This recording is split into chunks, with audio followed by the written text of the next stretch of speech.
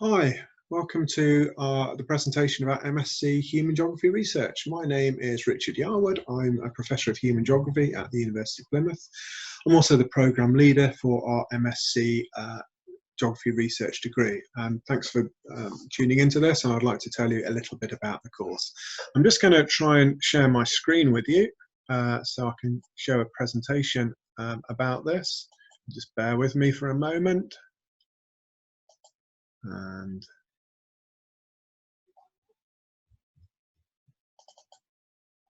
hopefully you can see the first slide. In fact, you can't. You can see the there we are. There's the first slide now. Okay, so thank you for your interest in the MSc Human Geography Research. This is a degree that's been running at the University of Plymouth for about 3 years now. We've set it up for a variety of reasons, but largely to allow you to develop and explore your interests that you might have been developing in human geography over the last few years. We find that a lot of people, by the time they get to their third year, are really sort of getting the hang of doing geography and are maturing into really good critical geographers. Certainly the dissertation in geography, we sort of see the fruits of that. We see people exploring with a passion a particular topic and ability to do research and present information. And so this course really is an opportunity to take that interest and take that passion forward. So if you're fascinated about geography, if you're fascinated about people's relationship with the environment, if you'd like to know more about the way that places are understood or imagined, used, shared, contested by different groups of people, well, then this is the course for you. And you'll be able to do that at a range of levels, from sort of very local things to whole globalized issues. So that's what human geography is about. It's an exciting, diverse topic that covers many different areas, many different places, and studies it in a whole variety of different ways. You may well have studied human geography before, or you may well have perhaps sort of undertaken another subject, perhaps sociology, which you might have sort of touched on geography and you'd like to know a little bit more about it. So why study the MSc Human Geography Research? Well, the first thing I should perhaps sort of point out is that a master's degree will improve your career prospects. So I put a graph up here, some evidence that was taken from the BBC, I think this morning, the 11th of May, I think it is, that shows the differences in unemployment rates depending on your qualification. So the sort of purple line at the top shows that the people with the highest unemployment rate are people with just GCSEs at 16.7% at the end of 2019. If you have a degree, that significantly drops, as you're probably aware, to about 11%. But significantly, if you have a master's degree, that unemployment rate drops even lower to about 8.6%. So in other words, doing a master's degree will give you an edge in employability. It will develop your confidence. It will give you experience at presentation. It will make you more analytical, sharper, more mature. These are all qualities that are valued by employers. So master's degrees are a good move, especially in these rather strange, rather difficult times, to perhaps improve your employment prospects. And as we come out of lockdown and the job market opens up, you'll be in a prime position to get a job that you're interested in, a rewarding career. So that's one really important reason. Another reason, quite simply, is that you love geography and you'd like to know more about it. You want to advance your knowledge of human geography, and that's a great reason as well for studying a master's course. And indeed, you know, if a master's improves your prospects, why not study a course that you're familiar with, a subject you're familiar with, and that you enjoy? So as I said, a lot of people by the third year get the hang of doing geography. They'd like to know more about it, and so this is a course for you if that's the case. It will teach you to think in more detail, in more depth, and to apply and develop various sort of research techniques that will develop you as a geographer. And kind of in relation to that, the course will be very good preparation for a PhD, should you wish to go down that route, either with us or indeed with other people. And the course has in part been written to actually prepare you for PhD study.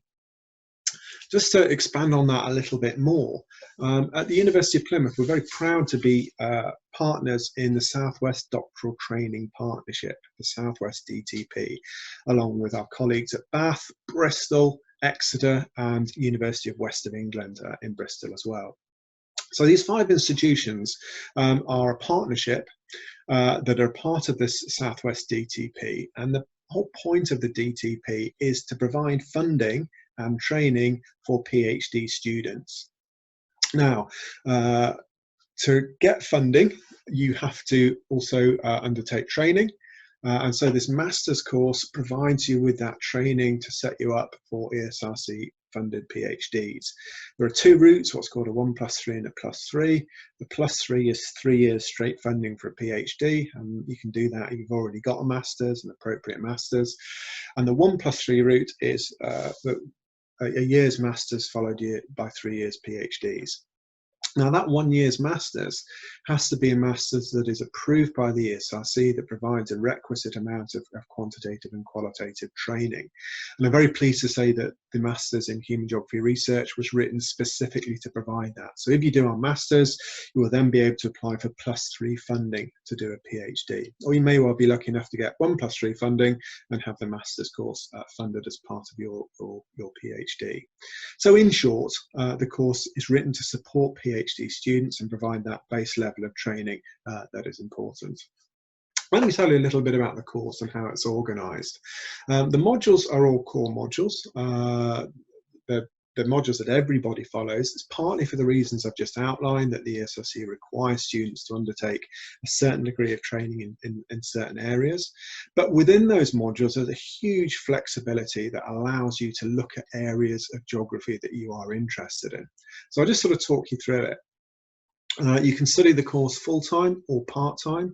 So I've put the full-time route up here, which is a year over 2 semesters, but there's also options to do it part-time and obviously spread it over 2 years.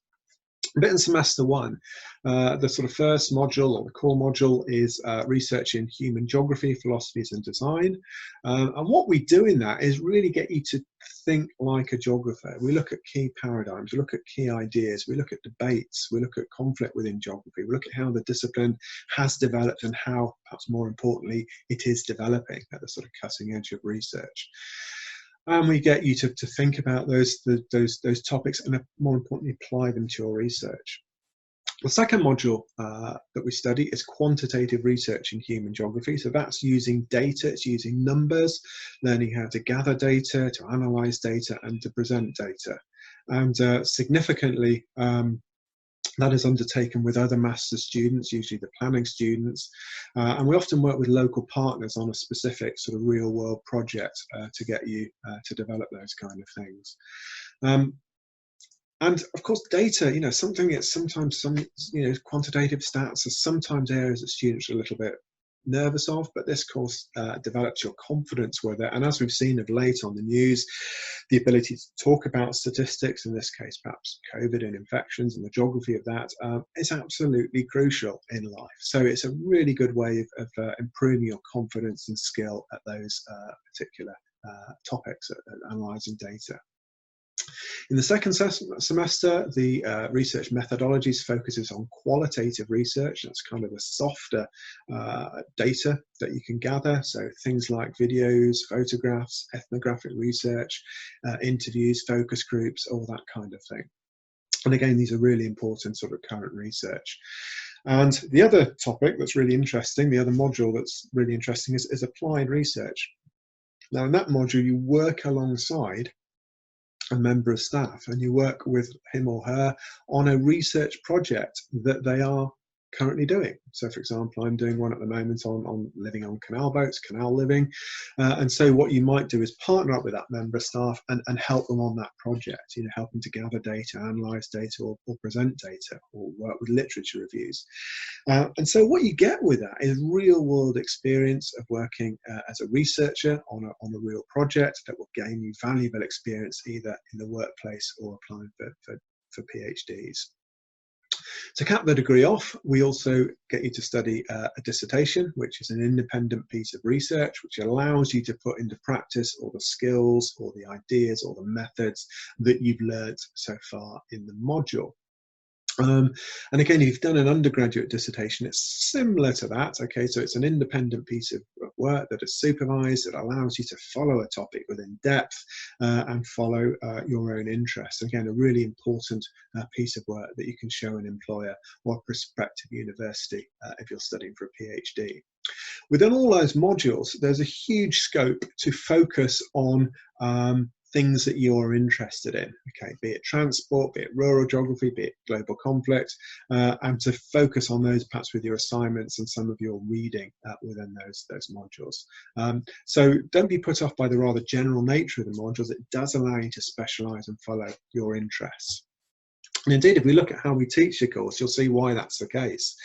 The course is taught very much on a one-to-one or small group basis. Okay, we emphasise small group teaching. We involve all the human geography staff in the school on the master's course, and we timetable teaching perhaps informally.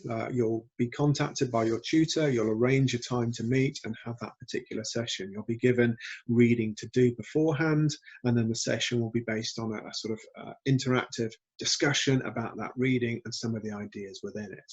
So very much a basis on tutorials, very much a basis on seminars. As I say, we do combine with some other master's students on some modules, particularly the quantitative one. We work with planners and people studying the SME course.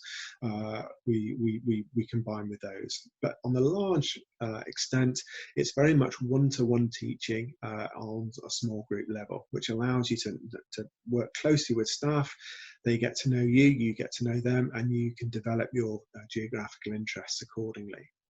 And also as part of that, we put a lot of emphasis on what's called authentic assessment, which is real world assessment. So we don't have any exams on this course. And instead, what we try to do is get you to do things that will be of value to you in the real world. So for example, in the first module, the research philosophies module, we get you to write a paper for a geographical journal, and we referee it and we go through the process you would go through were you to submit it for real. The quantitative course, we get you to work with a partner to gather and analyse data. So these are real world assessments that will be of value to you in your employment. And again, just one of our students has gone through the course, Carlotta. She's currently studying a PhD, which is fully funded by the ESRC DTP. And again, she valued that opportunity to apply ideas, to apply research, and that balance of perhaps sort of theory and practice to develop her as a research student. What can you do after the course? Well, as I said, one route you can go after the course is to apply for PhD funding. We are a member of the Southwest DTP, and every year studentships are made available that you can apply for. They are competitive, but having a master's will probably give you an edge. It will give you an edge in your application. So that's one route forward. To become part of our DTP as a fully fledged PhD student. You can also apply for funding in other DTPs or indeed in other institutions. Often school or faculty funding becomes available for PhD students in Plymouth or indeed elsewhere.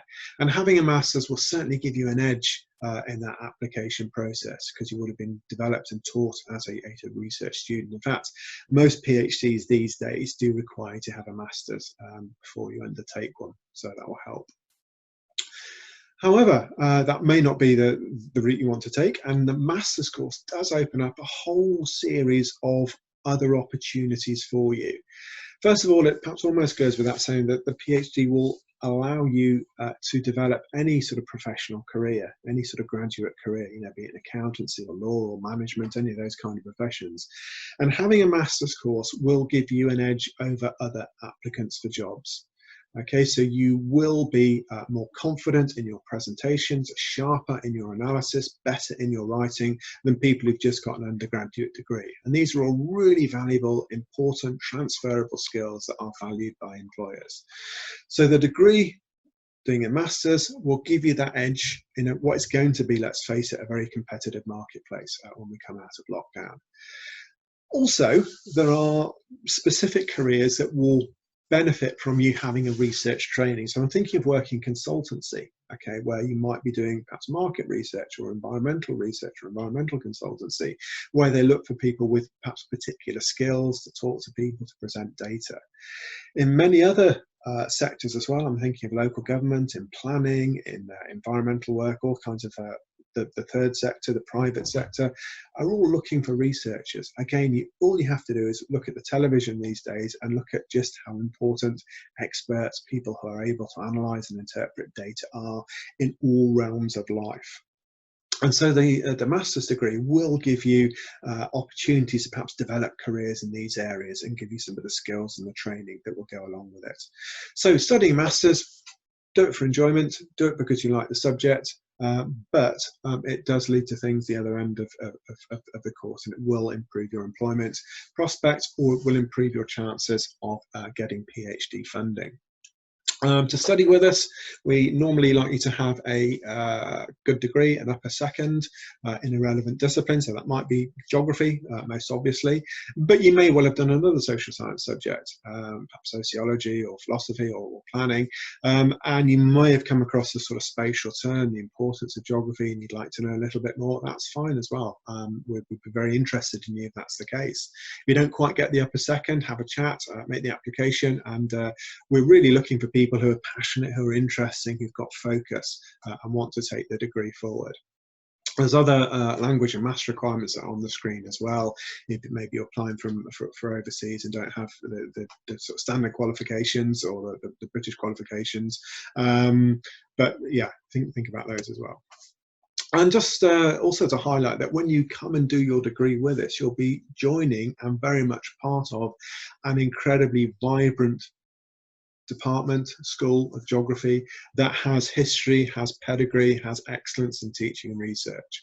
So last year we celebrated our 50th anniversary of teaching geography at the University of Plymouth. It was a fantastic evening full of geographers from all around the world, in fact, that had a connection with Plymouth, either taught here or have been students there themselves, or indeed both. And you'll be joining a school that has a vibrant research culture. There are seminars, there's reading groups, there's discussion groups that you'll be encouraged, indeed expected, to participate in. And that's a great way of learning more about what we do and developing your ideas and your confidence as a researcher. We also, as I said before, we're a member of the ESRC DTP. Now, to be part of that, we had to prove, if you will, our research excellence. So not every university is part of a DTP.